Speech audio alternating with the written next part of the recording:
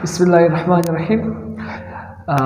आज हम नया टॉपिक शुरू करेंगे बायोकेमिस्ट्री के हवाले से, और इसके लिए मैं एक अलग प्लेलिस्ट बनाऊंगा। तो आज का नया टॉपिक हम लोग शुरू करेंगे विटामिन्स के बारे में। हम पढ़ेंगे कि विटामिन्स क्या है। आज सिर्फ विटामिन्स की इंट्रोडक्शन करेंगे, थोड़ा हिस्ट्री जानेंगे और उनकी क्लासिफिकेशन करेंगे, और उनकी मेन ब्रॉडली जो क्लासिफिकेशन है उनके बारे में पढ़ेंगे। और फिर इंशाल्लाह इसके बाद स्टेप बाय स्टेप में lecture number 2, lecture number 3, lecture number 4 इस तरह के सीक्वेंस वाइज सारे के सारे विटामिन्स पर एक बहुत अच्छी डिस्कशन के साथ वीडियो बनाऊंगा। तो हमारे साथ बने रहिएगा। So my name is Waleed Khan Shakir and you are watching the chemistry channel. So start करते हैं टाइम ज़ाया किए बगैर। सबसे पहले विटामिन्स होते क्या है, इसका कंसेप्ट क्या है, या इसको इंट्रोडक्शन किस तरह किया जाता है। तो हम लोग कहते हैं ये ऑर्गेनिक कंपाउंड्स का एक ग्रुप होता है जो कि ऑर्गेनिक कंपाउंड से बनते हैं, यानी कि हाइड्रोकार्बन्स एंड देयर डेरिवेटिव्स उससे बनते हैं, जो कि essential for growth and nutrition, जो कि ग्रोथ और न्यूट्रिशन के लिए क्या होते हैं, बहुत ज़रूरी होते हैं। And are required in small amount. ये हमारे जिस्म में न्यूट्रिशन और ग्रोथ का काम करते हैं, और बहुत ही छोटे अमाउंट में क्या है, बहुत ही छोटे अमाउंट में रिक्वायर्ड होते हैं। क्यों छोटे अमाउंट में रिक्वायर्ड होते हैं? Why they are required in small amount? Because they cannot be degenerated in our body। ये वजह ये होती है कि हमारे बॉडी में जो कि जब हम विटामिन ज़्यादा अमाउंट में लेते हैं तो ये बाज़ इस तरह के विटामिन होते हैं जो हमारे बॉडी से निकल नहीं सकते हैं। Therefore they are required in small amount. ये स्मॉल अमाउंट में इसलिए हम लोगों को दरकार होते हैं क्योंकि ये निकलते नहीं है, क्योंकि इनमें कुछ फैट सोल्युबल विटामिन होते हैं, कुछ वाटर सोल्युबल विटामिन होते हैं। खैर वाटर सोल्युबल तो फिर भी निकल सकते हैं, मगर फैट सोल्युबल विटामिन जो है ना वो हमारी बॉडी से आसानी से निकल नहीं सकते। इसलिए इसकी फिर अगर ज़्यादा हुई RDA हमारे बॉडी में तो ये हम लोगों को इसकी बहुत टॉक्सिक इफेक्ट शो करती है। फिर तो ये विटामिन्स है, इसका एक छोटा सा एक इंट्रोडक्शन है। इसके बाद अगर इसकी हिस्ट्री की तरफ हम जाए तो इसकी हिस्ट्री कुछ यूँ थी कि मैं यहाँ पर लिखूँगा कि history behind the vitamins, history behind the vitamins.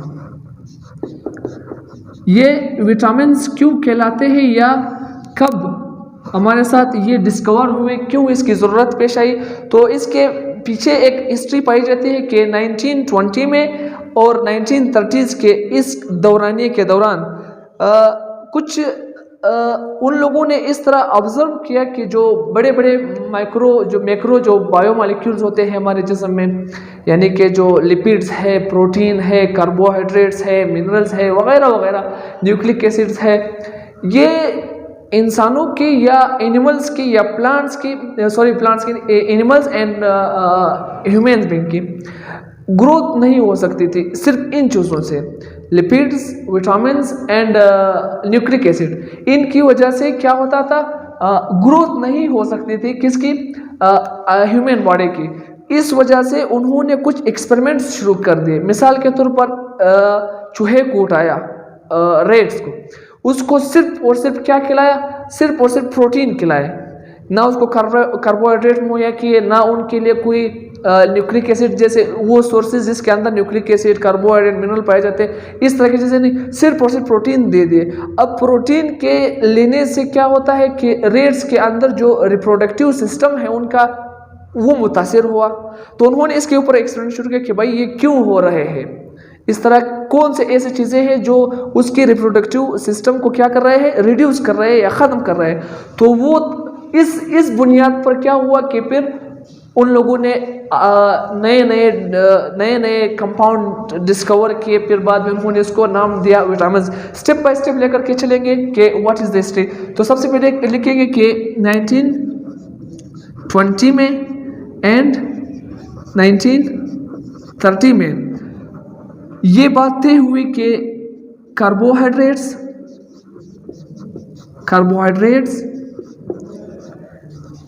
Lipids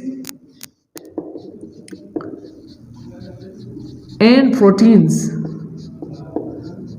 etc are not enough for human growth and nutrition। तो ये चीज़ें इनफ नहीं थी। क्या नहीं थी?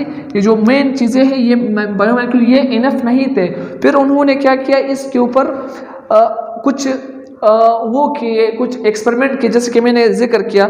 तो इस तरह फिर हॉफकिन ने क्या किया, एक साइंटिस्ट है हॉफकिन, उसका नाम है हॉफकिन ने फिर क्या किया, उन कंपाउंड्स को जो कि बहुत ज़रूरी होते हैं इस न्यूट्रिशन के लिए, इस ग्रोथ के लिए, उन्होंने इसको नाम दिया कि ये होते हैं हमारे साथ एसेसरी फैक्टर्स के नाम दिया इसको कि भाई ये क्या है, ये एसेसरी फैक्टर है, यानी ये वो नेसेसरी फैक्टर्स है जो कि ग्रोथ के लिए बहुत वो है हमारे साथ, क्या बोलते हैं उसको, बहुत ज़रूरी है, एसेंशियल है। तो उन्होंने इसको क्या नाम दिया, एसेसरी फैक्टर दिया, यानी कि वो नामालूम थे इस वजह से। उसके बाद फंक ने 1930 में आइसोलेट किया। फंक ने एक और साइंटिस्ट है वो आया फिर, फंक उसका नाम है, उन्होंने पॉलिशिंग राइस चावल है उससे एंड लेटर यीस्ट, उसके बाद उन्होंने यीस्ट से भी इस चीज़ को क्या किया, मालूम किया, आइसोलेट किया। उन्होंने पॉलिशिंग राइस और यीस्ट से क्या किया, आइसोलेट किया, जुदा किया एक एक्टिव प्रिंसिपल को, जिसको उन्होंने नाम दिया था अमाइन, क्योंकि वो अमाइनो ग्रुप थे, उसके अंदर NH ग्रुप पाया जाता था। अमाइन को क्या किया, उन्होंने इससे आइसोलेट किया। तो फिर उन्होंने जब अमाइन को आइसोलेट किया तो उन्होंने इसको कहा कि भाई ये जो तुम एसेसरी फैक्टर की बात कर रहे हो वो असल में अमाइंस होते हैं। क्या होते हैं? अमाइंस होते हैं। बाद में ये पता चला कि भाई सिर्फ इसके अंदर अमाइनो ग्रुप नहीं होते हैं, यानी पहले ये तस्वीर किया जाता था कि those compounds are known as vitamins which contain amino group या अमाइन। तो इस तरह का एक कंसेप्ट हुआ करता था पिछले ज़माने। तो फिर उन्होंने जब बाद में और एक्सपेरिमेंट किए गए और नए फैक्टर्स एसेसरी फैक्टर्स जो उन्होंने नॉन किए, मालूम किए, उनके अंदर सिर्फ अमाइन मौजूद नहीं था, यानी कि कुछ और चीज़ें भी थे जो आगे हम जा करके पढ़ेंगे। तो फिर उन्होंने कहा कि चलो इसके अंदर अमाइन नहीं है, तो इन्होंने इसका नाम फिर क्या रखा,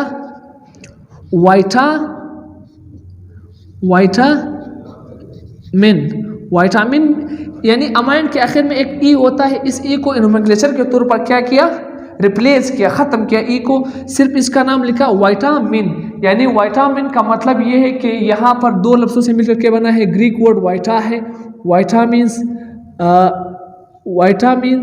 वाइटल रोल अदा करने वाला, मीन्स लाइफ के लिए क्या है, essential for life, essential for life. Vitamin यानी कि अमाइन से आखिरी ई को ख़त्म किया, रिमूव किया, वाइटा उसके सामने रख दिया ताकि उससे पता ये चला कि वाइटामिन यानी कि ये वो कंपाउंड है जो हमारे ग्रोथ एंड हेल्थ एंड और न्यूट्रिशन के लिए बहुत ही क्या होते हैं, ज़रूरी होते हैं। उसके बाद फिर क्या हुआ कि एक और साइंसदान आया है, अभी तो उसकी हिस्ट्री चल रही है, तो बहुत सारे विटामिन्स बाद में डिस्कवर हुए। इसके बाद एक और साइंसदान आता है, उसका नाम है मिकोलम एंड डेविस। एक मिकोलम है, एक डेविस है, ये दो साइंसदान आते हैं। वो क्या करते हैं, उन्होंने नाम दिए, इंग्लिश अल्फ़ाबेट्स यूज़ किए, vitamin A, vitamin B, vitamin C, vitamin D, vitamin K वगैरह वगैरह, ठीक है। इस तरह के कुछ नाम दिए उन्होंने। ये दो साइंसदान थे, एक मिकोलम था, एक डेविस था। उन्होंने इस तरह के इंग्लिश अल्फ़ाबेट्स के नाम दिए। के बाद कोई दूसरा विटामिन पाया ही नहीं जाता है, तो वगैरह वगैरह क्या करो, हटा दो, गोली मारो, ठीक है।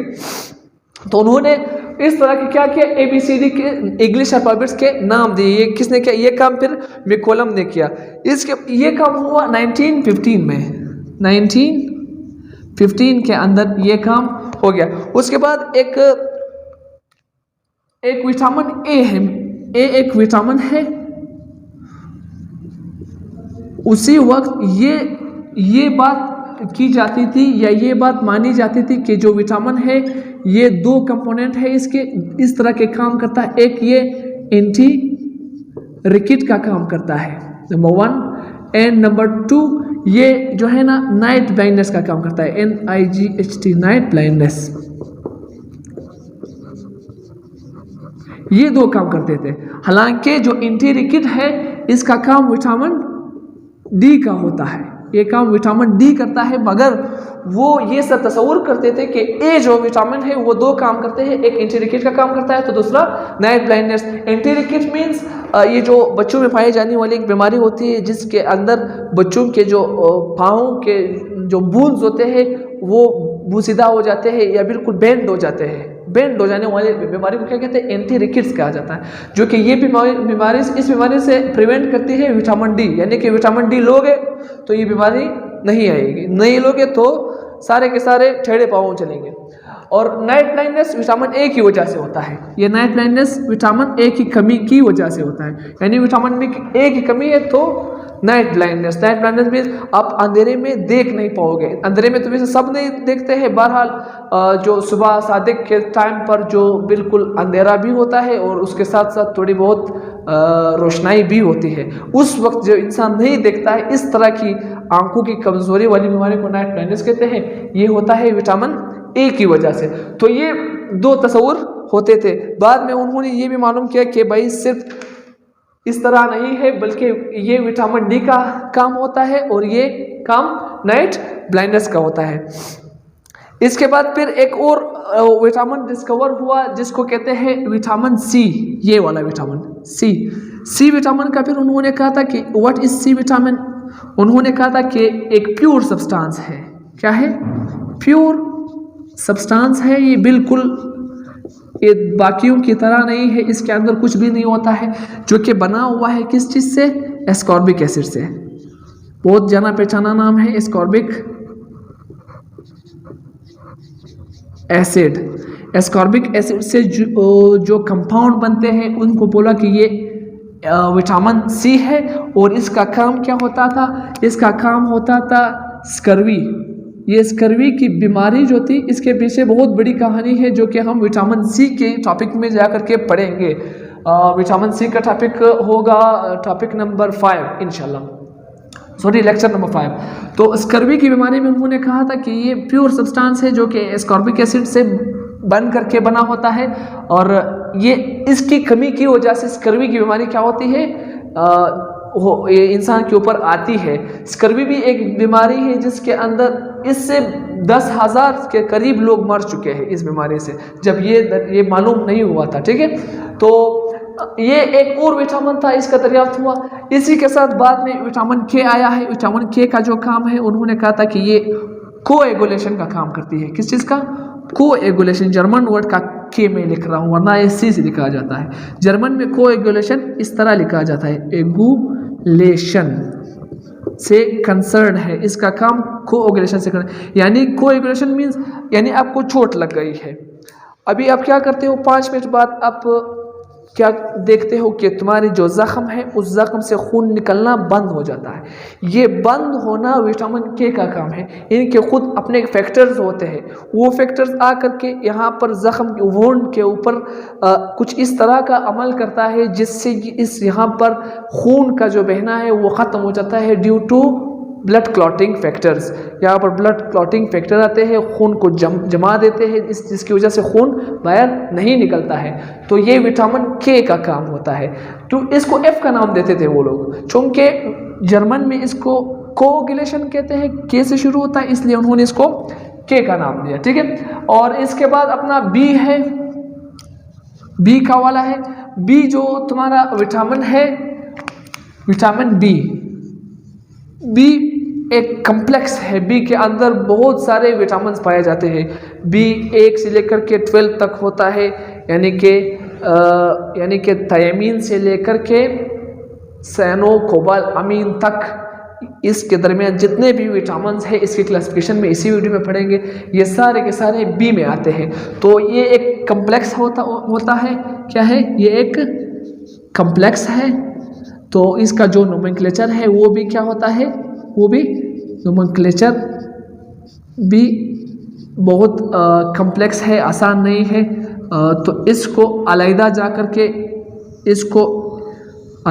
कर के बहुत अच्छी तरीके से हर एक के लिए अलग अलग वीडियो बनाएंगे, B1, B2, B3, tell B12, हर एक के लिए अलग अलग वीडियो बनाएंगे और इसमें हम पढ़ेंगे कि इसकी डिफिशिएंसी क्या है, इसकी अकरेंस कहाँ है, डेरिवेटरी सोर्सेज का है, कितना RDA है और इसके फंक्शन क्या है, बायोलॉजिकल फंक्शन क्या है, तो इंट्रोडक्शन क्या है, बिहाइंड इससे पहले बी का जो ये दरियाफ्त था क्यों इसको दरियाफ्त किया गया, तो ये सब बात के काम है। ठीक है इंशाल्लाह, फिलहाल यहीं तक आप रुको। तो इसी के साथ साथ डी का विटामिन भी इसी तरह क्या हुआ, मालूम हुआ कि भाई डी का भी एक विटामिन है, एक और विटामिन है, उन्होंने इसको डी का नाम दिया है, जिस मैंने यहाँ पर मैंने इसको किया है, वो मेंशन किया है। ये विटामिन डी है और ये एंटी रिकेट का काम करता है, एंटी रिकेट का काम करता है, यानी बोन्स के हवाले से जितने भी काम है विटामिन डी करती है। ठीक है, इनकी कमी की वजह से ये बीमारियां फैलती है। तो ये एक विटामिन की एक बिहाइंड द सीन हिस्ट्री थी। एक मतलब फिर करवाऊँ कि 30 और 20 के दरमियान में उन्होंने कहा कि भाई कुछ इस तरह के कंपाउंड है जैसे कार्बोहाइड्रेट है, प्रोटीन है, लिपिड है, मिनरल्स है वगैरह वगैरह, इनसे इंसानों का काम नहीं होता था। इंसान बीमार पड़ते थे जब वो सिर्फ और सिर्फ गोश्त को खाते थे या सिर्फ और सिर्फ कार्बोहाइड्रेट को खाते थे। तो उन्होंने सोचा कि कुछ इस तरह की चीज़ें हैं जो इंसान को बीमार कर देती है या इंसान को के ऊपर मुख्तलिफ किस्म की बीमारियों को ले आती है, जिससे इंसान बहुत सारे इंसान मर जाते थे। तो उन्होंने कहा फिर इस पर काम शुरू किया एक्सपेरिमेंट से यार को पता चला कि भाई मिसाल हॉफकिन ने जब एक्सपेरिमेंट करना शुरू कर दिया, जैसे मैंने रेट्स के जो चूहों का जो एग्जांपल है मैंने आपको दे दिया, तो उन्होंने एसेसरी फैक्टर्स के नाम दिए, को मालूम नहीं था, अननोन फैक्टर थे। तो फिर फंक आया, उन्होंने इसको एक ख़ास किस्म के विटामिन को उन्होंने दरियाफ्त किया, किस चीज़ से, पॉलिशिंग राइस से या यील्ड से, यीस्ट जो था, यील्ड नहीं, यीस्ट YEAST यीस्ट, खमीर जो है ना, उससे आइसोलेट किया और उसके अंदर अमाइन ग्रुप पाया जाता था। तो उन्होंने कहा था कि ये वो कंपाउंड है जिसके अंदर अमाइन पाया जाता है। उसके बाद उन्होंने कहा था चलो सही है, सबके अंदर अमाइन मौजूद नहीं है। फिर उन्होंने क्या उन्होंने नाम रखा वाइटामिन, वो अमाइन से ई को हटा करके मिन किया।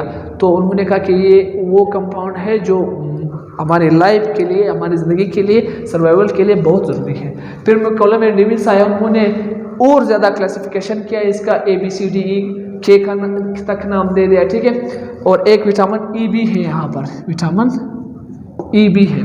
और इसके बाद ए कहाँ पर पाया गया, सी का क्या काम था, डी का क्या काम था, बी का क्या काम था, तो हर एक का अलग-अलग एक काम हुआ करता था।